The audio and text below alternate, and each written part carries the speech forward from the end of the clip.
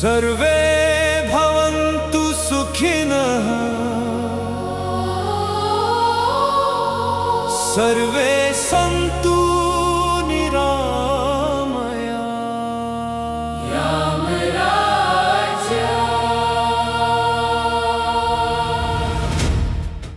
Survey भवन्तु सुखिनः survey Santu निरामयाः survey भद्राणि पश्यन्तु मा कश्चित् दुःख भाग भवेत्।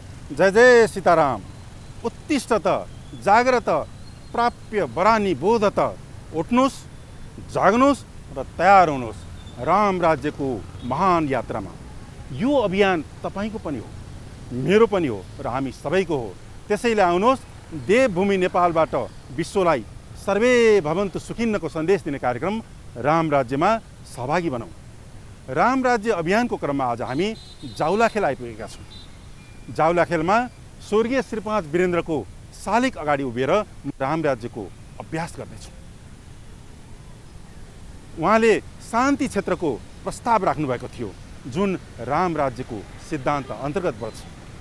यसको केही नजिक हामी चर्चित जाउलाखेल सत्सङ्ग परिवारमा जान्छौँ, जहाँ जाउलाखेल सत्सङ्ग परिवारका अध्यक्ष दीपक रिमालका हामी कुरा सुन्छौँ। सर्वे भवन्तु सुखिनः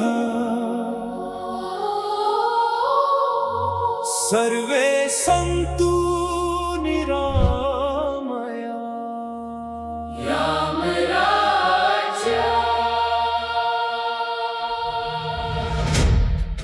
गुरुर्ब्रह्मा गुरुर्विष्णु गुरुर्देवो महेश्वर गुरु साक्षात् परम ब्रह्म तस्मै श्री गुरुवे नमः। सन्दर्भ राम राज्यको हामी अहिले कुन अवस्थामा छौँ, कस्तो अवस्थामा छौँ र कुन राज्य व्यवस्था अनुसार हामी चलिरहेका छौँ र वास्तवमा राम राज्य के हो त, यही सन्दर्भमा अगाडि बढौँ। हुन त अब खासै त्यस्तो त केही चाहिँ आउँदैन, तैपनि अलिअलि अनुभवको आधार हो।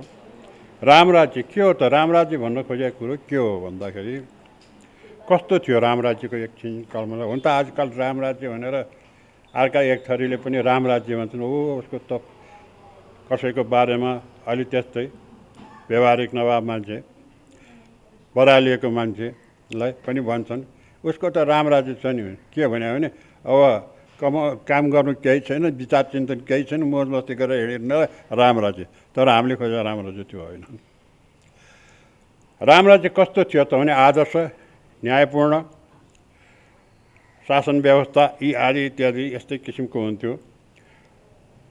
अनि धर्मपरायण हुन त एक किसिमले भन्दा राम राज्यलाई धर्मनिरपेक्ष पनि भन्छन्, जुन हाम्रो समाज देशमा अहिले त्यो धर्मनिरपेक्षलाई बुझेर नबुझेर आफ्नो किसिमले व्याख्या वर्णन गरेको छ। धर्मनिरपेक्ष भनेको धार्मिक स्वतन्त्रता। राम राज्यमा त्यो पनि थियो। जुनसुकै धर्मका व्यक्तिलाई पनि समान आदर हुन्थ्यो राजाबाट, व्यवस्थाबाट, शासकीय व्यवस्थाबाट। र आफ्नो धर्म आनन्दपूर्वक उनीहरू चाहिँ धर्मअनुसारको काम गर्थे। कसैलाई अरू धर्मकालाई बिसोड दिन्थे। तर यहाँ चाहिँ धार्मिक सम्प्रदाय खडा गरेर झै झगडाको बाटो पनि भएको छ। राम राज्यमा त्यो सबै थिएन। भगवान् रामको राज्य हुन त भगवान् स्वयं रामको राज्य, भगवान्को राज्य कस्तो हुन्छ? सबैतिर सुख शान्ति आनन्द, नीतिमा चल्ने, धर्ममा चल्ने, शास्त्र अनुसार चल्ने, सत्य बोल्ने,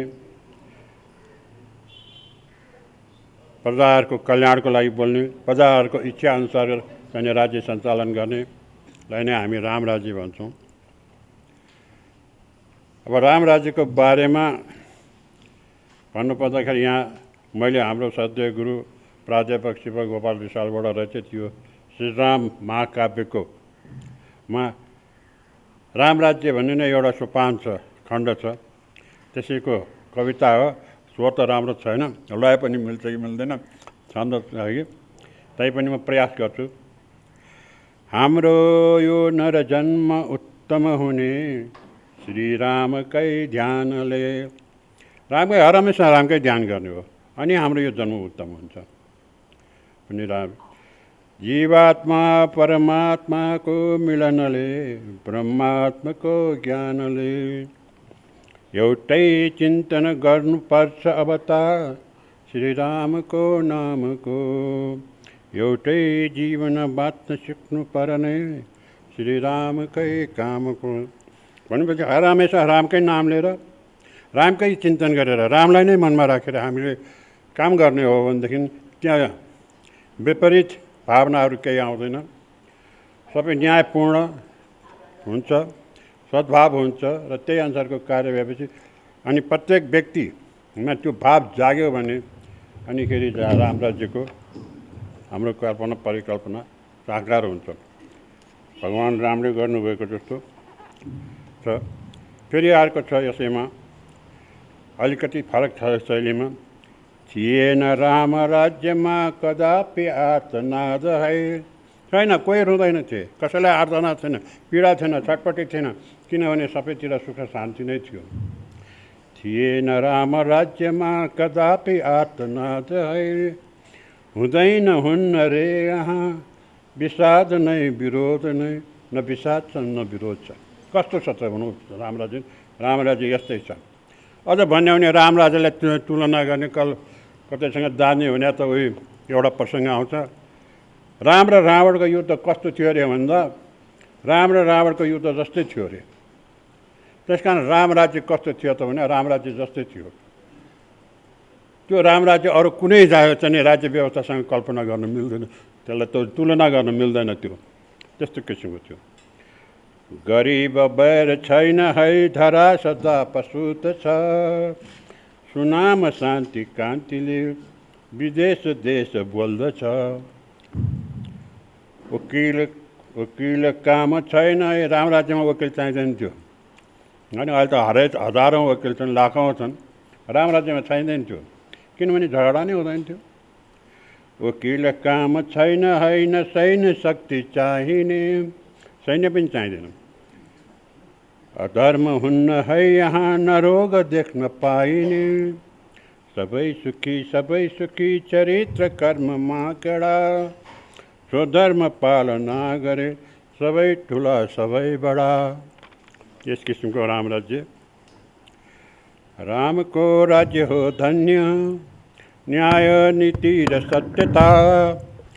जनता देवता मान्ने रामको विशेषता।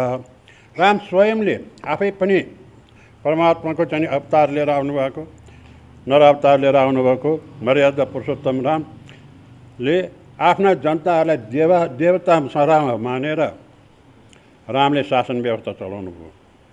हाम्रो यहाँ होइन, बल्ल बल्ल बल्ल एउटालाई राम बनाएर पठाउनु खोज्छौँ हामी, रावण भएर निस्किन्छ। यही राज्य व्यवस्था राम्रो सञ्चालन गरेन भन्यो प्रचण्ड व्यवस्था आउँछ है। प्रचण्ड व्यवस्था भने कस्तो हो आफै विचार गर्नुहोस् होइन। यस्तो किसिमको व्यवस्थाले गरेर हाम्रो देश यो अहिलेको परिस्थितिमा, यो विषम परिस्थितिमा आएको छ। ठिक छ, यसलाई हामीले सुधार गर्न सक्छौँ। हामीले शासन व्यवस्थापकले परिवर्तन गरेर राम राज्य खडा गर्न सक्छौँ हाम्रै यहाँ पनि। र आएको कुरा राम राज्य भने हृदयको राज्य पनि हो। राम हृदयमा पनि यसका कुराहरू प्रसङ्गहरू आएका छन्। अब राम राज्य कस्तो त भन्दाखेरि पारिवारिक प्रेम सद्भाव त्यस्तै छ। जनताहरूको भावना बुझ्ने भगवान् रामको व्यवस्था त्यस्तै छ। र त्यही अनुसारले राज्य व्यवस्था चल्दाखेरि त्यहाँ के भयो, राम राज्य भनेर हामीले भन्यौँ। त्यहाँ दुःख कष्ट भने छँदै छैन। रोग भने लाग्दैन त्यहाँ, रोगको आवश्यकता नै छैन। औषधि नै के अरे गर्ने वैद्यहरू पनि आवश्यक छैन झन्डै, कसैलाई रोगै लाग्दैन। अनिखेरि कसैलाई चाहिँ डर पनि छैन, भय पनि छैन। भनिन्छ नि राम राज्यमा, देशमा राम राज्य हुँदाखेरि सबैका घरका ढोकाहरू खुला हुन्थ्यो अरे। किनभने त्यहाँ चोरको डर पनि छैन, कसैले त्यसलाई लुट्ने ओर्ने भने त्यो अवस्था नै छैन। अनि त्यस किसिमको राम राज्य छ। रामको भातृप्रेम अलिकति मैले यो प्रसङ्ग अलिकति फेरेँ। परिवारमा पनि राम राज्य थियो, जसले जे गरे पनि हुन्थ्यो, सबैमा एकै किसिम माया थियो, प्रीति थियो। यही सन्दर्भमा आउँछ कैकेयीले गरेर रामलाई वनवास भयो, भरत आए, भाइ दाजुप्रतिको प्रेम गर्दा आमालाई सुद्धा गाली गरे। यो कुरा पछि रामले थाहा पाएर होइन बाबु त्यसो नभन, मलाई तिमी जस्तो भाइ, माया गर्ने भाइ अथवा चाहिँ राज्य सञ्चालन गर्ने भाइ 14 वर्षसम्म मेरो प्रतिनिधित्व गरेर बस्यो, त्यस्तो भाइलाई कसले दियो त भने त्यही आमाले दियो भने त्यो आमा कसरी क्रूर हुनसक्छ? यो रामराज्यको व्यवस्था भनाइ विचार। हामीले पनि त्यस्तै विचार राख्नुपर्छ। घर परिवारदेखि लिएर समाजदेखि लिएर पुरा देश र देशमा चाहिँ यो विश्वलाई नै त्यही किसिमको हामीले भावना दिनुपर्छ। एउटा बडो रोचक प्रसङ्ग छ अर्को। रावणसँगको युद्धमा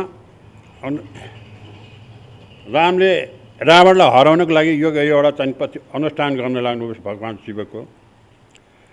अनि त्यो अनुष्ठान गर्दाखेरि चाहिँ एउटा योग्य ब्राह्मण चाहियो अरे। अनि त्यो ब्राह्मणको खोजी अब त्यो अनकन्टार ठाउँमा त्यो समुद्रको किनारमा गएको बेलामा त्यो अनकन्टार ठाउँमा कहाँबाट भने जस्तो ब्राह्मण पाउने, त्यो पनि भगवान् रामको चाहिँ अनुष्ठान पुरा गर्नलाई भनेपछि अनि जाम्बवानलाई चाहिँ भनेको, खै हजुर यस्तो ठाउँमा त यो कहाँबाट पाइएला भनेर तै पनि एउटा ब्राह्मण चाहिँ छ, गर्छ कि गर्दैन? को छ भन्दा रावण ब्रह्मज्ञानी हो त्यो। अनि रावणले चाहिँ यो पुरा गराउन सक्छ भनेपछि अब रावणलाई मार्नलाई योग्य अनुष्ठान गर्न लाग्यो। रावणलाई नै पुरा कसरी मान्ला र त्यसले एकचोटि कुरा गरेर हेर्नुहोस् न, ब्रह्मज्ञानी ज्ञानीहरू त यस्ता कुराहरू मान्दैनन् भनेर ल भनेर रावण अनि जाम्बवान चाहिँ रावणको हजुरबाउको साथी रहेछ।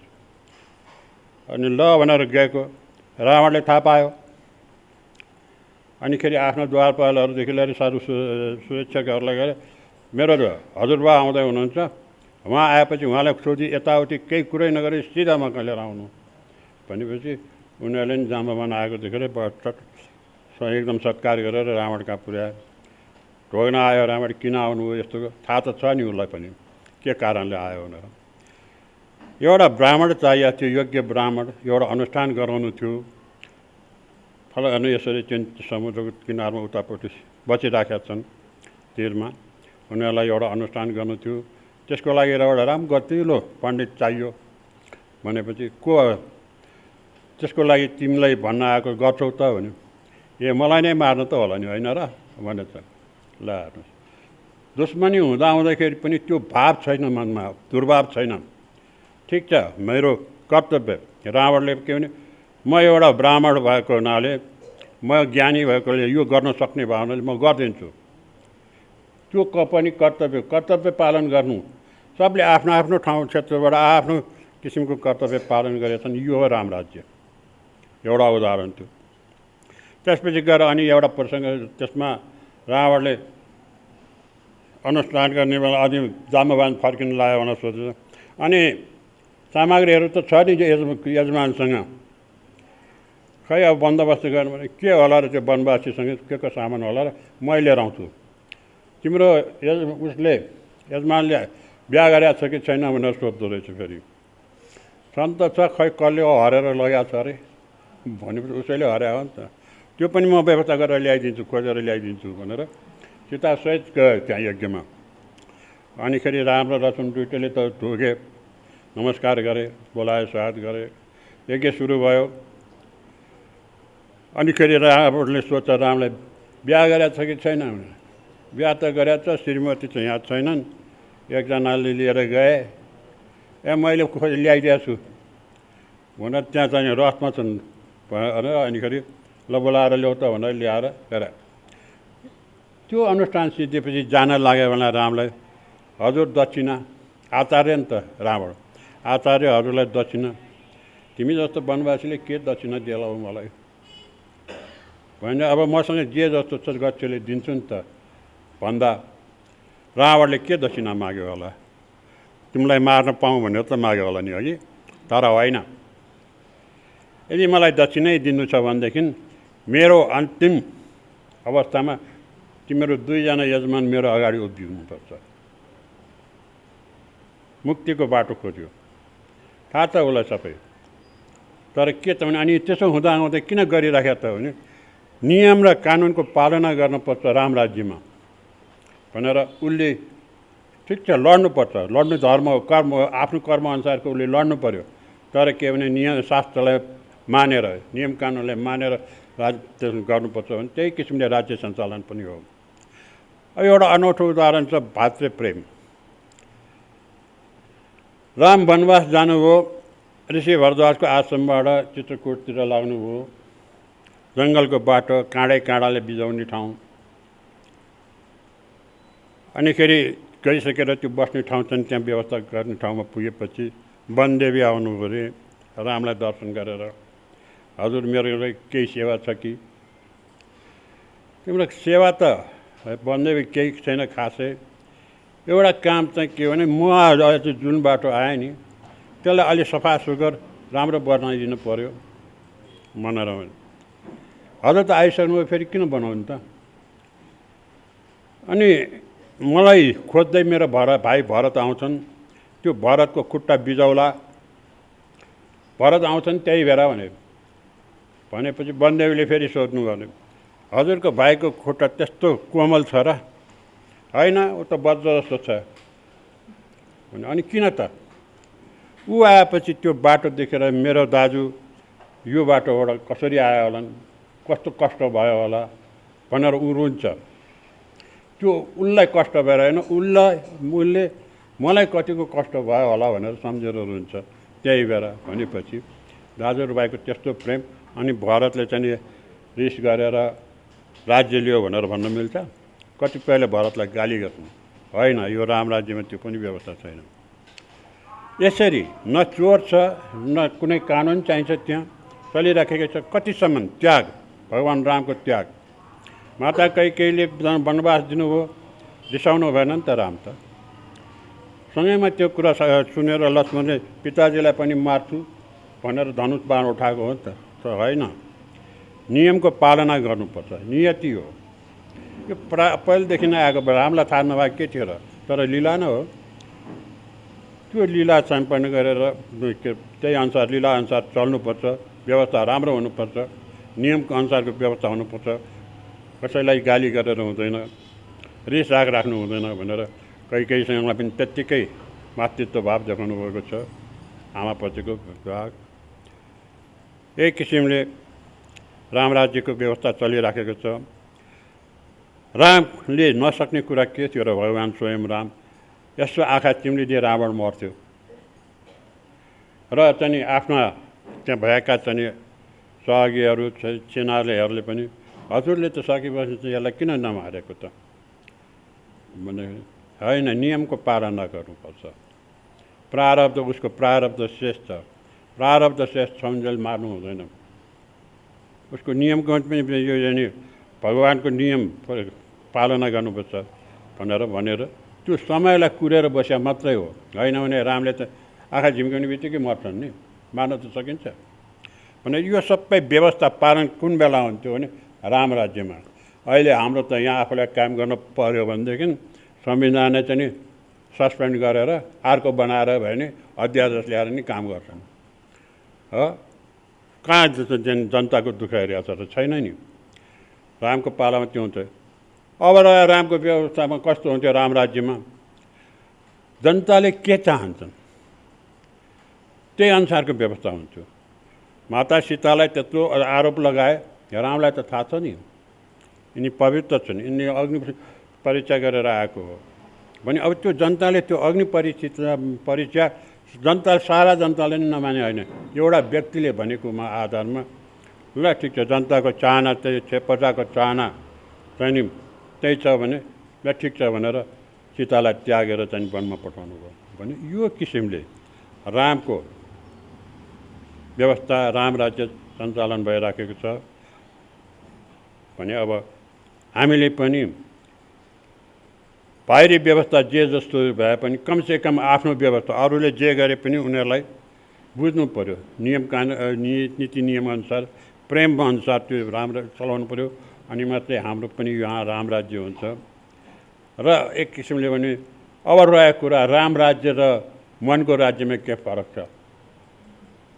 मनोमानी गर्ने मन राज्यले चाहिँ राम राज्यमा त धेरै फरक हुन्छ। तर हामीले अहिले जुन मार्गमा लागेका छौँ वेदान्तको सिद्धान्त अनुसार हामी अगाडि बढिरहेका छौँ, वेदान्तको आचरण हामी गर्दैछौँ भने, वेदान्तको आचरण गर्ने हो भने यो नै हाम्रो राम राज्य हुनसक्छ। किनभने यहाँ कसैको रिस राग छैन, कसैप्रति दुर्भाव छैन, आफूले आफ्नै चिन्तन गरेर बस्ने हो र आफ्नै प्रारब्ध अनुसारको कर्म गर्ने हो। त्यस्तो गरिदिने हो भनेदेखि यहाँ दुःख कष्ट अथवा शत्रुताको भावना कसैमा आउँदैन। सबैलाई समान दृष्टिले हेर्ने, यो नै हाम्रो चाहिँ लक्ष्य हो। यही अनुसार चल्यो भने हाम्रो पनि यो राम राज्य अगाडि मजाले बढ्न सक्छ। यही नै हो, यति नै हो। मैले योभन्दा राम राज्यमा जे छ सबै राम्रो छ भने नराम्रो भन्ने के पनि छैन भने त्यसो भए हुनाले अब के भनौँ, यति नै हो मैले बोल्नु खोजेँ। हामीले चाहिँ यो हालको परिस्थितिमा, अहिलेको परिस्थितिमा विभिन्न मन्त्रहरू छन्, विभिन्न व्यक्तिले भन्ने विभिन्न थरीका मन्त्र उच्चारण, यो मन्त्र गरेपछि हुन्छ भने, तर वास्तवमा राम नाम नै, तत्त्व त राम नाम नै हो। रामको व्यवस्थामा भनेर त्यो कथाको प्रसङ्गमा अथवा रामको लीलाको प्रसङ्गमा हामी जाँदाखेरि पनि हामीले राम्रै सन्देश पाउँछौँ। र जुनसुकै कार्य गर्दा मन्त्रहरू केही छैन भने राम नाम नै ठुलो मन्त्र हो।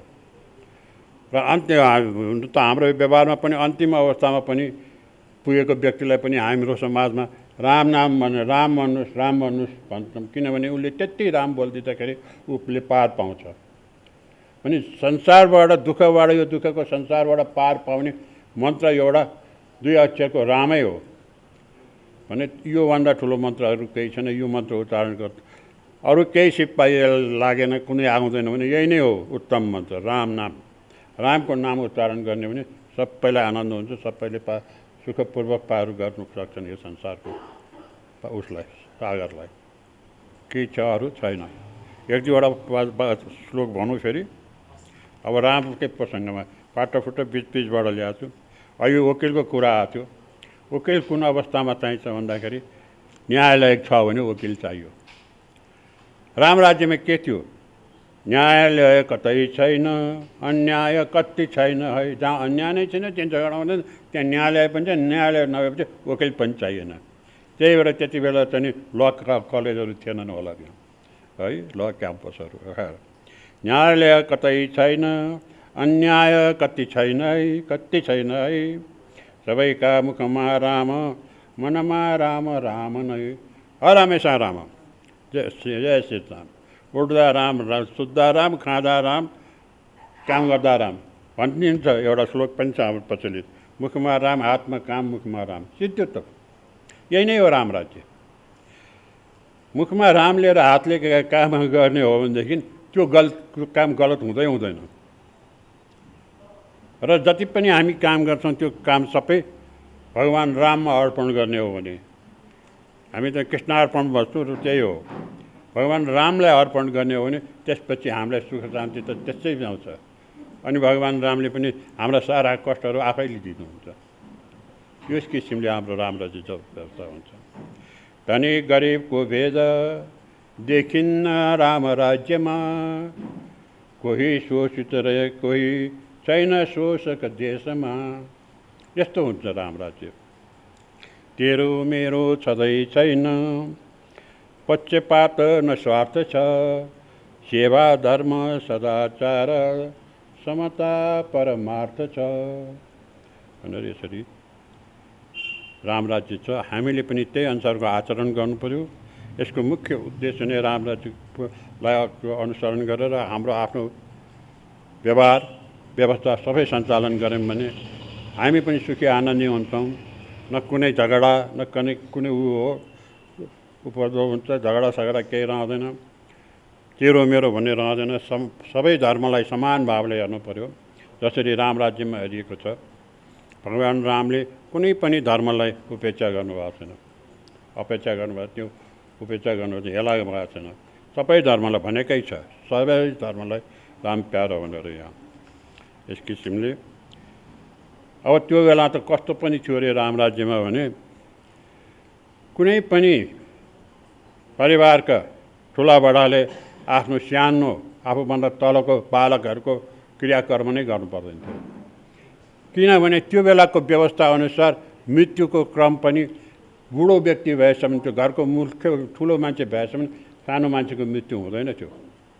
यो हो राम राज्यको तात्पर्य। किनभने त्यहाँ धर्मको पालन गर्थे सबैले। त्यसले गर्दाखेरि क्रम जसको आएको छ तल्लो आफ्नोभन्दा तलको व्यक्तिको मृत्यु हुँदैन थियो र अनि बालकहरू त कुरै भएन। त्यस किसिमको व्यवस्था थियो। यस किसिमले क्रियाक्रम पनि गर्नु पर्दैन थियो भनेर यति बेलाको राम राज्यको प्रसङ्ग मैले यति नै भने। बाँकी अब सबैमा हरि ओम तत्सत। जय श्री राम, जय श्री राम, जय श्री राम। आज हामीले जाउलाखेल सत्सङ्ग परिवारमा बसेर राम राज्यको चिन्तन गऱ्यौँ। वास्तवमा राम राज्य कहाँ छैन, जहाँ तहीँ छ। जहाँ जहाँ राम हुनुहुन्छ त्यहीँ राम राज्य छ। मैले नेपालको राष्ट्रिय लोगोमा राम राज्य देखेको छु। जननी जन्मभूमिस्थ स्वर्गादपि गरिसी। त्यसै गरी राष्ट्रिय दैनिक गोर्खापत्रको मास्टहेडमा पनि राम राज्य छ। सर्वे भवन्तु सुखिनः सर्वे सन्तु निरामया। राष्ट्रिय जनावर गाईमा पनि राम राज्य देख्छु। जताकतै राम राज्य देख्छु। मोतीराम भट्ट भन्दै हुनुहुन्थ्यो जताकतै रामै राम छ। यता हेर्यो तै मेरा नजरमा राम प्यारा छन्। उता हेर्यो उतै मेरा नजरमा राम प्यारा छन्। जता हेर्यो उतै मेरा नजरमा राम प्यारा छन्। नजरमा राम प्यारा छन्। जय नेपाल।